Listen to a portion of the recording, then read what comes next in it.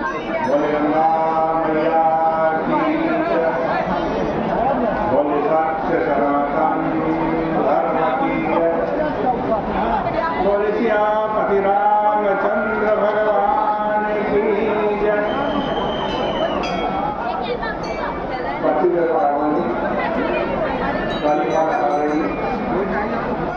मंगलकारी मोक्षदायी माँ गंगा मैया का ये पवित्रतम तीर्थ हर की पैड़ी ब्रह्मकुंड है।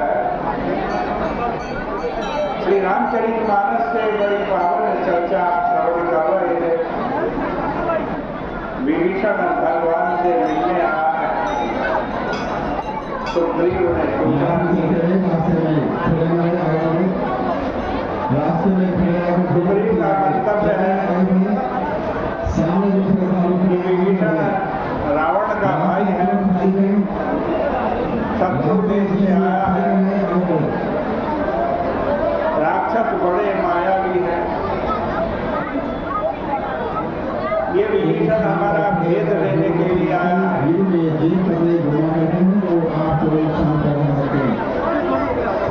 इसको केद खाने में डाल दिया। भगवान कई दृष्टियों से विचार करते हैं और विभीषण से कहते हैं कि विभीषण तुम बात तो ठीक कह रहे हो कि शत्रु के घर से आए हुए शत्रु के छोटे भाई को इतनी जल्दी नहीं स्वीकार कर लेना चाहिए, लेकिन मेरी भी एक प्रतिज्ञा है कि जो भी मेरी शरण में आता है मैं उसके भय का हरण कर लेता हूँ। लेकिन सुग्रीव दूसरी दृष्टि से विचार करते हैं। देखो सुग्रीव जो हैं वो बंदरों के राजा और प्रभु मनुष्यों के राजा।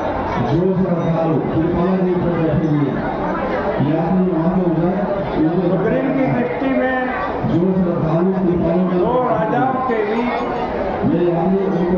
राजनैतिक दृष्टि से ही विचार होना चाहिए। उनको लगा कि बंदर जाति की अपेक्षा मनुष्य जाति अधिक विकसित होती है, अतः कपि की तुलना में मनुष्य का राजनीतिक ज्ञान अधिक प्रौढ़ होगा। यही स्वाभाविक है। इसलिए वे पूरे प्रश्न पर प्रभु से पुनः विचार करने के लिए अनुरोध करते हैं। महाराज, इस विभीषण को शरण में लेने से पहले आप फिर से विचार कर लें। उन्होंने अपने दृष्टिकोण की विस्तार से व्याख्या की। राम जी से कहा, राम जी, राक्षसों की माया समझना सरल नहीं। वे इच्छा के अनुकूल वेश बना लेते हैं। अतः यह कैसे कहा जा सकता है कि यह विभीषण है अथवा नहीं है। इसके सही उद्देश्य को समझ पाना कठिन है, किंतु फिर भी मैं यह समझता हूँ कि यह दुष्ट हमारी सेना का भेद लेने के लिए आया हुआ है, इसलिए इसको बंदी बना करके रख लेना चाहिए। हे प्रभु, मुझको यही उपयुक्त लगता है।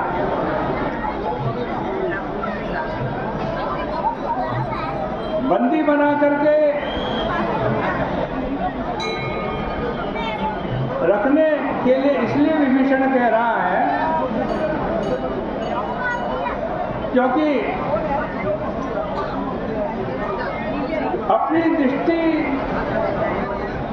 से वो मध्य मार्ग की कल्पना कर रहा है, बीच के मार्ग। उसका दृष्टिकोण यह था कि इस राक्षस का उद्देश्य स्पष्ट न होने के कारण ही मैं इसके लिए मृत्यु दंड का अनुरोध नहीं कर रहा और न तो इसके अंग भंग की मैं याचना कर रहा हूं, इसके अंग भंग कर दिए जाए। बंदी बनाकर रख लेने के लिए इसलिए कह रहा हूं कि फिर इसके विषय में बाद में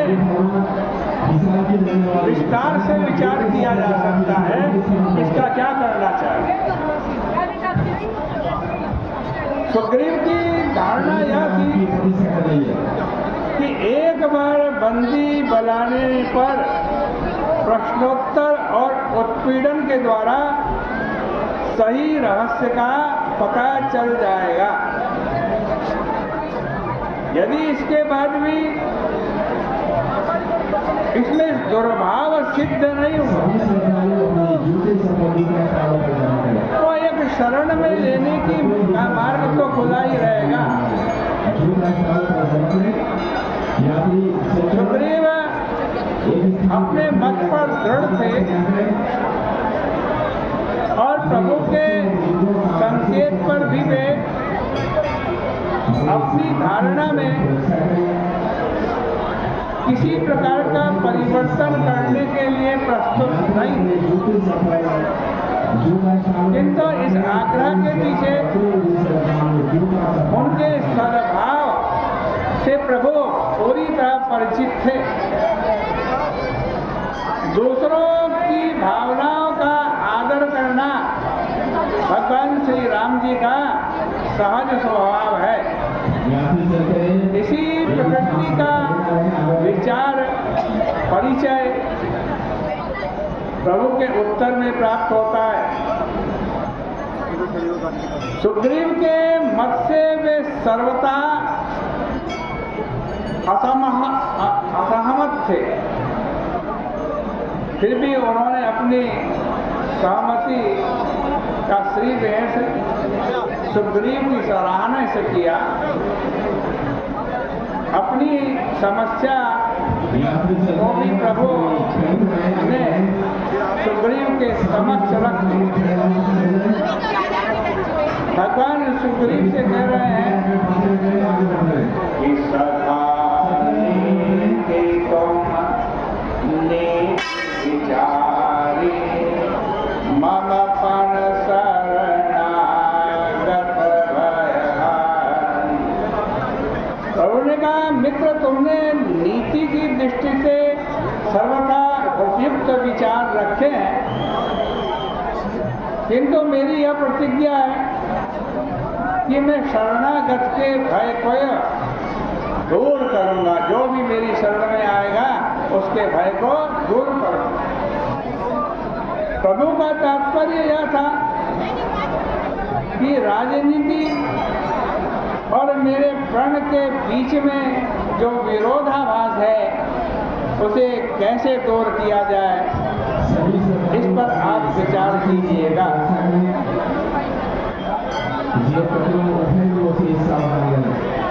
राजनीति संशय प्रधान होती है। शास्त्र नीति की मान्यता तो यह है कि जो विश्वास का पात्र नहीं है उसका तो विश्वास करे ही नहीं, लेकिन जो विश्वास का पात्र है उस पर भी अधिक विश्वास न करें। विश्वास से जो भय उत्पन्न होगा वह मूल का भी उच्छेद कर डालता है। लेकिन राम जी की तो नीति दूसरी है। राम जी की नीति तो यह है जो भी कोई उनकी शरण में आए उसके भय को वो दूर कर दे। आओ उसकी चर्चा बाद में कल को करेंगे।